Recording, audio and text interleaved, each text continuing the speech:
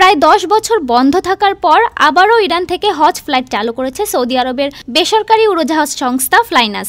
18 মে এক প্রতিবেদনে ইরানের সংবাদ মাধ্যম ইরান ইন্টারন্যাশনাল এ তথ্য জানায়। সৌদি বেসামরিক বিমান চলাচল কর্তৃপক্ষের এক কর্মকর্তা নাম না প্রকাশের শর্তে সংবাদ সংস্থা এএফপিকে বলেন, ইরানি হজযাত্রীদের সৌদি আরবে আনতে শনিবার 17 মে তেহরানের ইমাম খোমেনি বিমানবন্দর থেকে আবারও হজ ফ্লাইট চালু করেছে উড়োজাহাজ সংস্থা ফ্লাইনাস।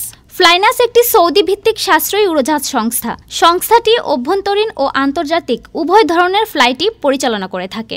2016 সালে সৌদি আরবের শিয়া ধর্মীয় নেতা নিমর আল নিমরের মৃত্যুদণ্ড কার্যকর করার পর তেহরানে সৌদি দূতাবাস এবং মাশহাদে কনসুলেটে হামলার প্রতিবাদে সৌদি আরব ইরানের সঙ্গে সম্পর্ক ছিন্ন করেছিল। সে বছর ইরানি হজযাত্রীরা সৌদি আরবে যেতে পারেননি, কারণ দুই দেশের মধ্যে হজ সংক্রান্ত কোনো প্রোটোকল স্থাপন হয়নি। পরবর্তী বছরগুলোতে ইরানি হজযাত্রীদের হজে অংশগ্রহণের অনুমতি দেওয়া হলেও শুধুমাত্র ইরানি চার্টার্ড বিমানের মাধ্যমে তাদের সৌদি আরবে যাওয়ার অনুমতি ছিল। উল্লেখ্য, জুনের প্রথম সপ্তাহে হজ শুরু হবে। ইতোমধ্যে বিশ্বের বিভিন্ন দেশ থেকে হজযাত্রীরা সৌদি আরবের উদ্দেশ্যে রওনা হয়েছেন। ডেস্ক রিপোর্ট, আজ বার্তা।